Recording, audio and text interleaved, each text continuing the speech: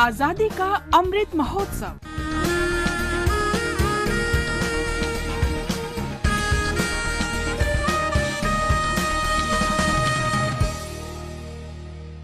आजादी का सफर आकाशवाणी समाचार के संग आज की कड़ी में हम स्वतंत्रता सेनानी डुग्गीराला गोपाल कृष्णैया का स्मरण कर रहे हैं।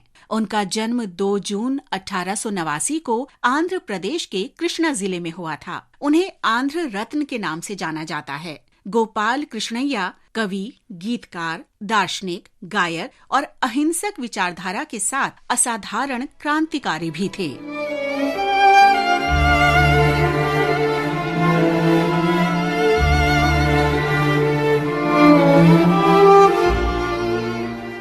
गोपाल कृष्णैया ने अपने दोस्त नादिमपल्ली नरसिम्हा राव की वित्तीय सहायता से एडिनबरा विश्वविद्यालय से अर्थशास्त्र की शिक्षा प्राप्त की। वो 1917 में भारत लौटे और आंध्र प्रदेश के मछलीपट्टनम में नेशनल कॉलेज में पढ़ाने लगे। गोपाल कृष्णैया एनी बेसेंट के होम रूल आंदोलन में शामिल होने के लिए प्रेरित हुए और 1919 में वो अध्यापक की नौकरी छोड़कर पूरी तरह से राजनीति में आ गए।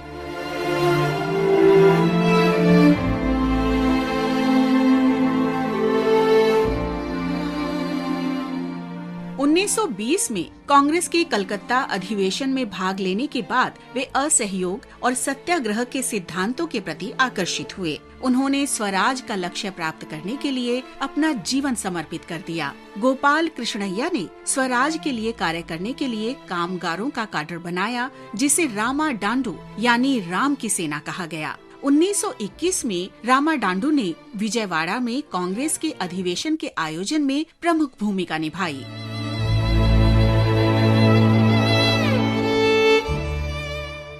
गोपाल कृष्णैया को असहयोग आंदोलन के समय चिराला में कर विरोधी सत्याग्रह का नेतृत्व करने के लिए जाना जाता है। जनवरी 1921 में जब चिराला के निवासियों ने कर का भुगतान नहीं करने का निर्णय लिया तो अंग्रेजों ने गिरफ्तारी और मुकदमे चलाकर और अनेक प्रदर्शनकारियों को जेल की सजा सुनाकर आंदोलन को कुचल दिया। महात्मा गांधी के परामर्श पर गोपाल कृष्णैया ने चिराला के निवासियों का कस्बे से बाहर जाने और कस्बे की सीमा से बाहर अस्थायी बस्तियां बनाने के अभियान का नेतृत्व किया।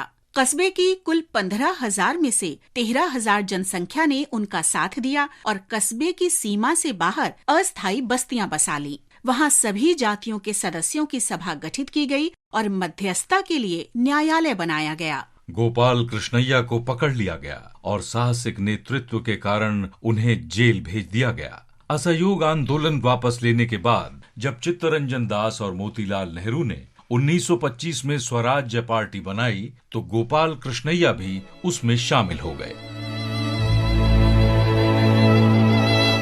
गोपाल कृष्णैया संस्कृत, तेलुगु, हिंदी और अंग्रेजी में निपुण थे। वे असाधारण लेखक थे और ओजस्वी वक्ता भी थे। उन्होंने आंध्र विद्यापीठ गोष्ठी की स्थापना की। इंग्लैंड में प्रवास के समय गोपाल कृष्णैया ने नंदी केसवर के अभिनय दर्पण का अंग्रेजी में अनुवाद किया, जो द मिरर ऑफ जेस्टर के नाम से प्रकाशित हुआ।